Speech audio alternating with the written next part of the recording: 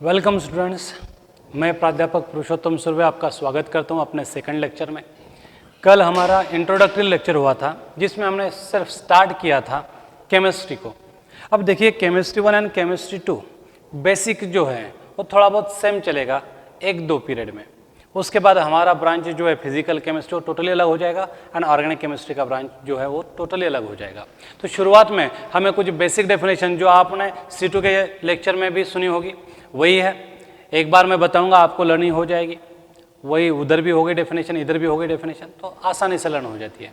तो कल हमने अपने केमिस्ट्री को स्टार्ट किया था और केमिस्ट्री में हमने सबसे पहले उसकी डेफिनेशन देखी थी। तो केमिस्ट्री ये साइंस की ब्रांच है और जैसे कि मैंने आपको कल बताया था साइंस यानी क्या, तो साइंस यानी नॉलेज को गेन करना। हम अलग अलग तरीके से साइंस नॉलेज को गेन कर सकते हैं, जैसे ऑब्जर्वेशन से गेन कर सकते हैं, अनुभव से गेन कर सकते हैं, या फिर लॉजिकल थिंकिंग से भी नॉलेज को गेन कर सकते हैं। तो जब हम सिस्टमैटिकली नॉलेज को गेन करेंगे through observation, experience and logical thinking and उसका इस्तेमाल करेंगे लोगों का भला करने के लिए, तब जाके कहीं उसे हम क्या कहेंगे, साइंस कहेंगे। तो साइंस की डेफिनेशन में एक बार वापस से दोहराता हूं आपके लिए, the systematic knowledge gain through observation, experience and logical thinking for the sake of mankind is called as science.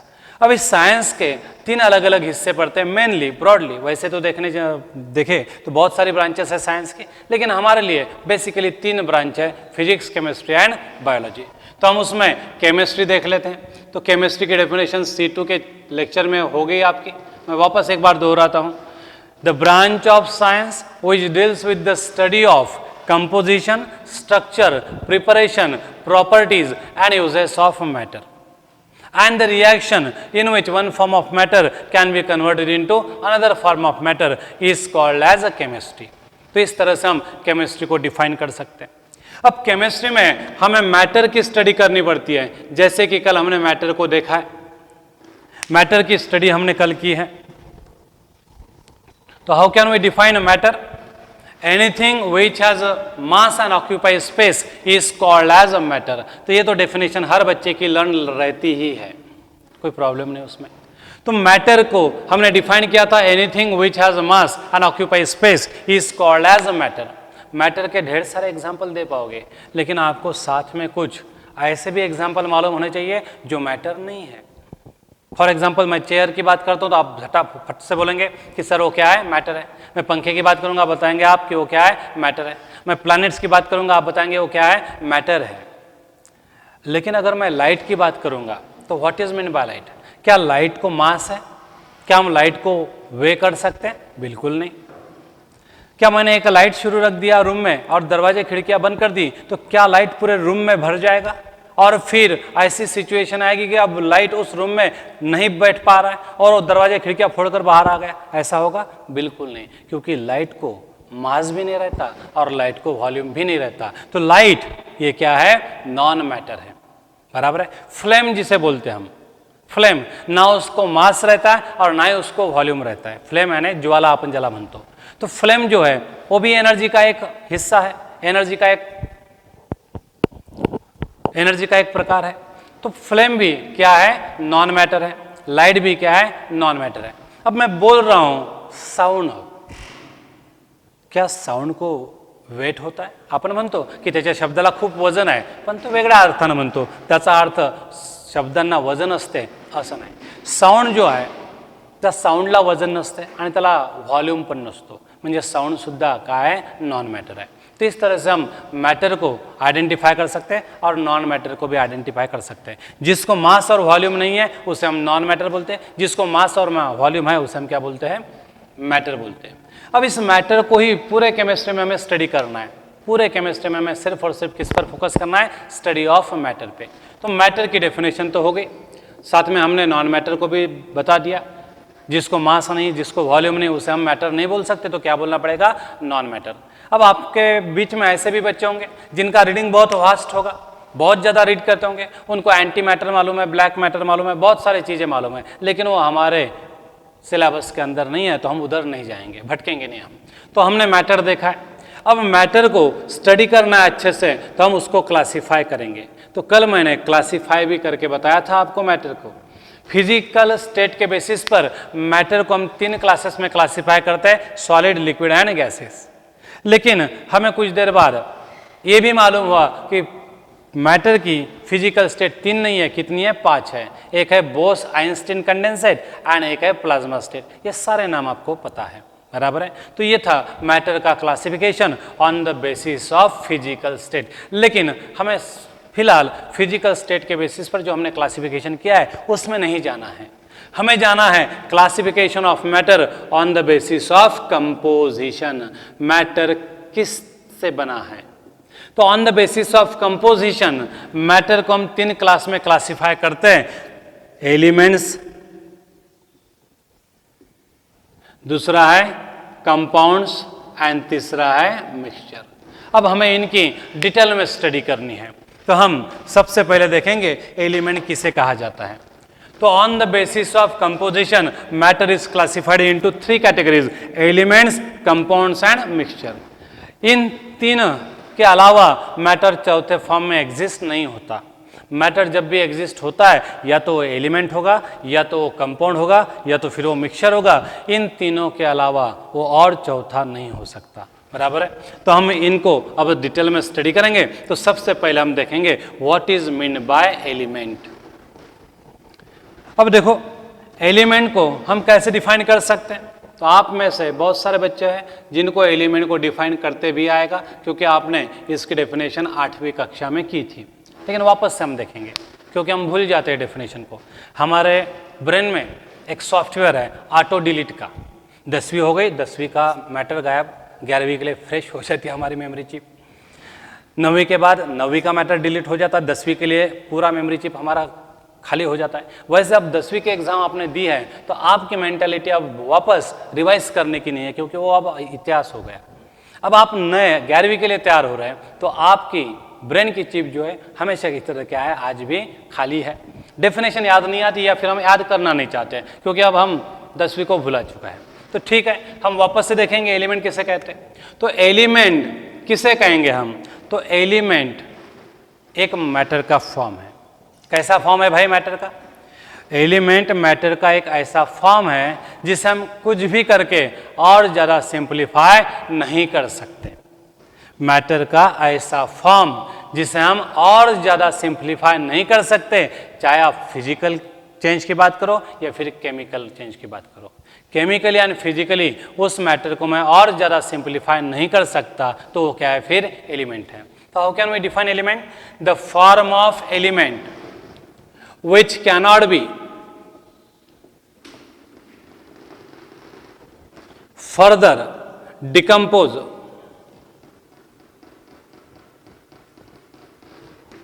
into more simpler form।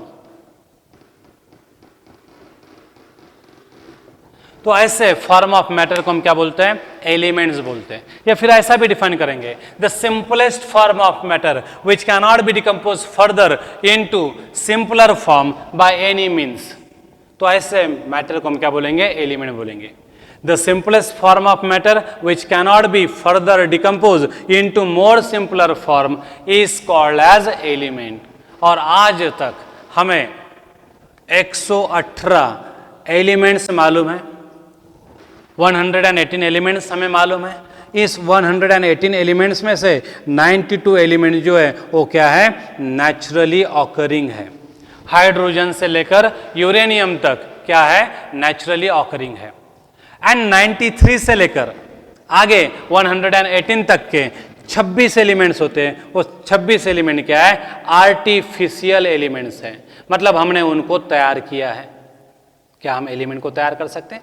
Definitely yes, element को हम तैयार कर सकते हैं। और हमने आर्टिफिशियली अपने लैब में ये 26 एलिमेंट्स तैयार किए। ऐसे कुल मिलाकर नेचुरल प्लस आर्टिफिशियल कितने एलिमेंट्स हमें ज्ञात है आज के तारीख में? 118। तो एलिमेंट 118 है और ये अपने आप में सिंपलेस्ट है। इसे आप कुछ भी कहो और ज़्यादा सिंप्लीफाई नहीं होंगे। जैसे कि ये वर्ल्ड पॉपुलेशन है और उस वर्ल्ड पॉपुलेशन का सबसे सिंपलेस्ट कौन है? मैं हूं, एक आदमी है। अब इस आदमी को मैं टुकड़े कर दूंगा तो आदमी उस पॉपुलेशन का हिस्सा नहीं रहेगा, वो मर जाएगा। अब आदमी के टुकड़े तो हमने दो चार किए हैं, लेकिन क्या वो टुकड़ा यानी आदमी है? बिल्कुल नहीं। वो टुकड़ा आदमी को रिप्रेजेंट कर रहा है? नहीं। तो पॉपुलेशन यानी मैटर है, तो उसका सिंपलेस्ट फॉर्म कौन है? एक ह्यूमन बीइंग। उस ह्यूमन बीइंग को और ज़्यादा सिंप्लीफाई नहीं कर सकते। अगर आपने उसे ब्रेक करने की कोशिश की तो उसके टुकड़े तो हो जाएंगे, लेकिन उसे हम ह्यूमन बीइंग नहीं कह पाएंगे। वैसे ये एलिमेंट है, मैटर का सिंपलेस्ट फॉर्म जिसे डिकम्पोज नहीं किया जा सकता, और आपने डिकम्पोज किया भी तो उससे फिर हम एलिमेंट नहीं बोल पाएंगे। इसलिए हमने एलिमेंट की डेफिनेशन कैसे की? The simplest form of matter which can not be decompose further into more simpler form is called as element. ऐसे 118 एलिमेंट्स हमें मालूम है, याद रखिएगा। 92 एलिमेंट्स नेचुरली ऑकरिंग है एंड 26 एलिमेंट्स क्या है? आर्टिफिशियली प्रिपेयर्ड है। तो इस तरह से 118 एलिमेंट्स हमें मालूम है। अब हमें और जाना है कंपाउंड्स की तरफ। What is mean bye compound? Compound भी तो फॉर्म ऑफ मैटर है, तो फिर एलिमेंट से वो अलग कैसे? एलिमेंट से वो अलग कैसे? उसकी डेफिनेशन हमें देखनी है। तो ये हुआ एलिमेंट के बारे में। कितने एलिमेंट्स मालूम हुए आज तक हमें? 118। क्या सारे के सारे नेचर में मिलते हैं? नहीं। कितने नेचर में मिलते हैं? सिर्फ 92। कौन से 92? फर्स्ट से लेकर 92 एटॉमिक नंबर तक, हाइड्रोजन से लेकर यूरेनियम तक। उसके बाद वाले 93 से लेकर 118 तक, ये क्या है? आर्टिफिशियल है, लैब में तैयार किए हुए एलिमेंट्स हैं। अब हम जाएंगे दूसरी डेफिनेशन की तरफ, कंपाउंड्स। आप इसे भी जानते हो, फिर भी हम डेफिनेशन इसकी देख लेंगे। कंपाउंड्स किसे बोलेंगे? तो कंपाउंड ऐसा फॉर्म ऑफ मैटर है जिसे हम डिकम्पोज कर सकते हैं, किसमें? वन और मोर एलिमेंट्स में, बराबर है। कंपाउंड ऐसा फॉर्म ऑफ मैटर है जिसको हम और सिंप्लीफाई कर सकते हैं वन और मोर एलिमेंट्स में। कैसे बनता है भाई कंपाउंड? जब दो या दो से ज्यादा एलिमेंट केमिकली रिएक्ट होंगे तो एक नया पदार्थ तैयार होता है। जब दो या दो से ज्यादा एलिमेंट केमिकली रिएक्ट होते हैं, वो भी फिक्स प्रोपोर्शन में बाय वेट, तब एक विशिष्ट पदार्थ तैयार होता है। उसे हम क्या बोलते हैं? कंपाउंड बोलते हैं। जैसे कि हाइड्रोजन एंड ऑक्सीजन, ये दो एलिमेंट्स हैं, और ये दोनों एलिमेंट जब कंबाइन होते हैं तो क्या तैयार होता है? वाटर। ये वाटर क्या है? कंपाउंड है। इसको मैं डिकम्पोज कर सकता हूं इलेक्ट्रोलिटिकली। इलेक्ट्रोलिसिस करूंगा मैं तो मुझे H2 अलग मिलेगा और O2 अलग मिलेगा, मतलब it can be simplified further, इसलिए एलिमेंट नहीं है। अब ये कैसे बना है? By chemical combination of two और मोर एलिमेंट्स। तो H2 एंड O2 के कॉम्बिनेशन से बना है। कैसे कंबाइन हुए? ये केमिकली कंबाइन हुए, और केमिकली कंबाइन होने के साथ साथ कैसे कंबाइन हुए हैं वो? In a fix ratio of their mass. Hydrogen के 2 ग्राम किसके साथ रिएक्ट हुए हैं? 16 ग्राम ऑफ ऑक्सीजन के साथ। तो जब भी ये एलिमेंट्स कंबाइन होते हैं केमिकली टू फॉर्म कंपाउंड, वो हमेशा कंबाइन होते हैं in a fix ratio of their mass. तो इस तरह से कंपाउंड बनता है। तो कंपाउंड को हम डिफाइन कैसे करेंगे? The form of matter formed by chemical combination of 2 or more elements in a fixed proportion are called as compounds. काय सांगता येईल? The form of matter which is a formed by combination of chemical combination of 2 or more element in a fixed proportion is called as compound. ऐसा हम compound के बारे में बोल सकते हैं, बराबर है। तो कंपाउंड की डेफिनेशन हम कैसे कर पाएंगे? The form of matter obtained bye chemical combination of 2 or more element in a fixed proportion is called as compound. देखो, the form of matter obtained by chemical combination, ये शब्द आना ही चाहिए। ये अगर वर्ड नहीं आता है तो डेफिनेशन गलत होगी। The form of matter obtained by chemical combination of 2 or more elements in a fix proportion, हमेशा इनका प्रोपोर्शन फिक्स रहेगा, उसे हम बोलते हैं कंपाउंड। तो देखिए बच्चों, डेफिनेशन एक बार मैं वापस दोहराता हूं। The form of matter obtained by chemical combination of 2 और more elements in a fix proportion is called as compound. अब एलिमेंट्स लिमिटेड है 118, लेकिन कंपाउंड्स इतने ज़्यादा है कि हम उसे गिन भी नहीं सकते। हर साल नियर अबाउट 3-3 करोड़ नए नए कंपाउंड्स हमें मालूम होते रहते हैं। जो हमारे रिसर्च साइंटिस्ट हैं, पीएचडी करने वाले स्टूडेंट्स हैं, हर साल लगभग कितने कंपाउंड्स तैयार करते हैं? 3-3 करोड़ कंपाउंड्स तैयार करते हैं। कंपाउंड्स अनगिनत हैं, उनके ऐसी कोई संख्या की लिमिटेशंस नहीं है, तो इसे कहा जाता है कंपाउंड। तो क्या आपको कंपाउंड के बारे में समझ में आ गया? The form of matter obtained by chemical combination of 2 or more elements in a fix proportion is called as a compound. ढेर सारे कंपाउंड्स हमें मालूम है। Methane is a compound, glucose is a compound, sucrose is a compound, water is a compound, CO2 is a compound, बराबर है। तो ढेर सारे एग्जाम्पल हम दे सकते हैं कंपाउंड्स के, बहुत सारे कंपाउंड्स के एग्जाम्पल हमें मालूम है। अब नेक्स्ट जाना है हमें मिक्सचर के तरफ। देखो मिक्सचर भी ये बहुत ही ज़्यादा इम्पोर्टेंट टॉपिक है हमारे लिए, क्योंकि हमारे फिजिकल केमिस्ट्री का एक पूरा चैप्टर इस मिक्सचर पर है। तो हम अब मिक्सचर को डिफाइन करेंगे। मिक्सचर यानी क्या भाई? मिक्सचर को साइंटिफिकली कैसे डिफाइन करते आता है? मिक्सचर को हम डिफाइन कर सकते हैं ऐसा फॉर्म ऑफ मैटर जो हमें मिलता है। कैसे मिलता है? Bye mixing 2 or more chemically non reacting substances into each other. Condition क्या है? 2 या 2 से ज़्यादा सब्सटेंसेस को मिक्स करना है। वो सब्सटेंसेस या तो एलिमेंट हो सकते हैं या तो फिर कंपाउंड हो सकते हैं, और जिन्हें हम मिक्स करने जा रहे हैं वो केमिकली एक दूसरे के साथ रिएक्ट नहीं होने चाहिए। जब वो एक दूसरे के साथ केमिकली रिएक्ट नहीं होंगे तभी क्या बनेगा? मिक्सचर बनेगा। और इसलिए हम मिक्सचर की डेफिनेशन करते हैं the form of matter obtained by mixing 2 or more substances.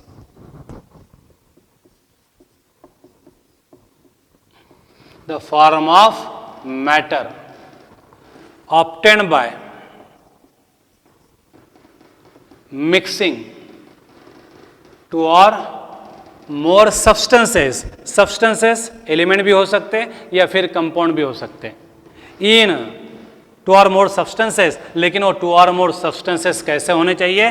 Chemically non reactive. Bye mixing 2 or more chemically non-reactive substances in any proportion, उसे हम बोलते हैं मिक्सचर। तो एक बार देख लीजिएगा डेफिनेशन क्या है मिक्सचर की।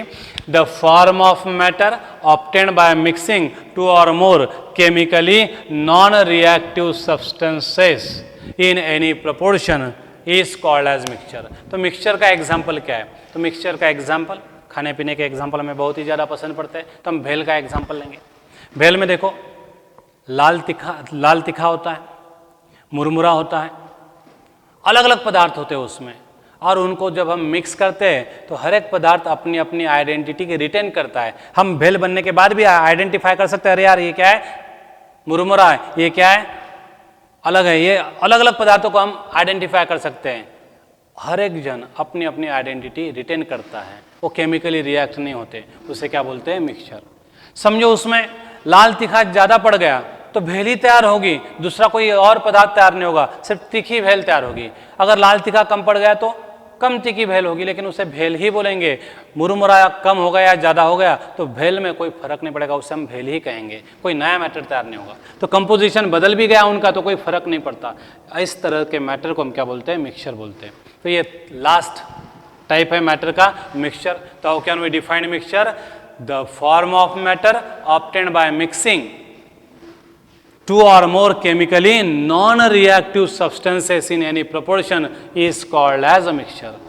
जैसे कि हम नींबू शरबत पीते हैं, तो नींबू शरबत जो है वो क्या है? फिर मिक्सचर ही है। उसमें वाटर होता है, उसमें शुगर होता है, उसमें लेमन जूस होता है, बराबर है।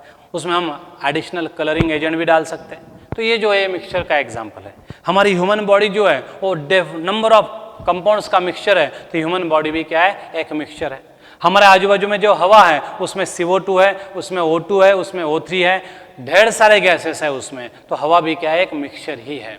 तो इस तरह से हम मैटर को on the basis of composition 3 category में क्लासीफाई कर सकते हैं: एलिमेंट्स, कंपाउंड्स एंड मिक्सचर। ये मिक्सचर भी हमारे लिए इंपॉर्टेंट है, एक चैप्टर ही फिजिकल केमिस्ट्री का मिक्सचर पर है। अब हम मिक्सचर को और आगे क्लासीफाई करेंगे 2 अलग अलग क्लासेस में। तो हमने मिक्सचर को क्लासीफाई किया है दो अलग अलग क्लासेस में। एक मिक्सचर को हम बोलते हैं होमोजीनस मिक्सचर। क्या बोलते हैं उस एक को? Homogeneous mixture. होमोजीनस मतलब एकजीव, मराठीत आपल्याला त्याला एकजीव म्हणता येईल। और दूसरा है हेटेरोजीनस। तो हेटेरो का मतलब होता है डिफरेंट, हेटेरोजीनस मिक्सचर। तो heterogeneous mixture and homogeneous mixture, तो इस तरह से मिक्सचर को हमने और आगे क्लासिफाई किया है दो कैटेगरीज में, होमोजीनस एंड हेटेरोजीनस मिक्सचर में। भाई ये क्लासिफिकेशन किसके बेसिस पर किया गया? ये क्लासिफिकेशन किया गया है on the basis of number of phases in mixture. तो मिक्सचर में कितनी फेजेस है, इस नंबर ऑफ फेजेस के बेसिस पर हमने मिक्सचर को दो क्लासेस में क्लासिफाई किया है। एक है होमोजीनस मिक्सचर एंड एक है हेटेरोजीनस मिक्सचर। तो पहला सवाल ये आता है कि what is mean by phase? Phase किसे बोला जाता है? तो फेज को हम डिफाइन कर सकते हैं। तो एग्जाम्पल लेके हम फेज को डिफाइन कर सकते हैं। तो देखो, समझो मैंने क्या किया है, एक बीकर लिया है और बीकर में ऑयल एंड वाटर को मिक्स किया है, ऑयल प्लस वाटर। अब हमें मालूम है कि ऑयल और वाटर जो है एक दूसरे में कभी मिक्स नहीं होता, they are insoluble in each other. मैंने बहुत ज़्यादा उनको शेक किया, बहुत ज़्यादा विगरेशली शेक किया और फिर अनडिस्टर्ब रख दिया, तो कुछ देर बाद क्या होगा? ऑयल ऑयल अलग हो जाएगा और वाटर वाटर अलग हो जाएगा। अब उस बीकर के अंदर आपको दो लेयर्स दिखाई पड़ेंगी, एक होगी लेयर्स वाटर की और एक लेयर होगी ऑयल की। तो नीचे वाली लेयर वाटर की होगी क्योंकि वो भारी है, और ऑयल की लेयर ऊपर होगी, वो हल्की है। अब देखो, मेरे पास एक स्ट्रॉ है और वो स्ट्रॉ अगर मैं इस वाटर के लेयर में डाल दूंगा, अगर वो स्ट्रॉ मैंने वाटर के लेयर में डाल दूंगा और यहाँ का सैंपल बाहर निकला, तो उस सैंपल में मुझे क्या मिलेगा? वाटर कितना मिलेगा, ऑयल कितना मिलेगा? अगर मैंने स्ट्रॉ इस बीकर में डाल दी वाटर के लेयर में, तो यहाँ इस रीजन में मुझे क्या मिलेगा? 100% वाटर ही मिलेगा, ऑयल का नामो निशान भी नहीं होगा। यहाँ पे भी मुझे 100% वाटर मिलेगा। इस लेयर में मैं कहीं पे भी जाऊंगा तो मुझे क्या मिलेगा? 100% वाटर ही मिलेगा। मतलब इस लेयर का कंपोजिशन कैसा है? यूनिफॉर्म है, वो बदल नहीं रहा, प्लेस टू प्लेस बदल नहीं रहा। तो कंपोजिशन क्या है इसका? यूनिफॉर्म है। तो इस वाटर के लेयर में कहीं का भी मैं सैंपलिंग करता हूं तो मुझे 100% क्या मिलता है? वाटर ही मिलता है। मतलब इसका कंपोजिशन कैसा है? यूनिफॉर्म है। ऑयल से ये अलग दिखता है कि ऑयल जैसा ही दिखता है? तो मैं देख रहा हूं कि ऑयल की येलो कलर की लेयर अलग है एंड वाटर की कलरलेस लेयर अलग है। ये फिजिकली डिस्टिंक्ट है ऑयल से। ऑयल इससे अलग है एंड वाटर ऑयल से अलग है, दोनों फिजिकली डिस्टिंक्ट है। मतलब इस लेयर के अंदर कंपोजिशन पूरा फिक्स है, यूनिफॉर्म है, और ये फिजिकली डिस्टिंक्ट है दूसरे लेयर से।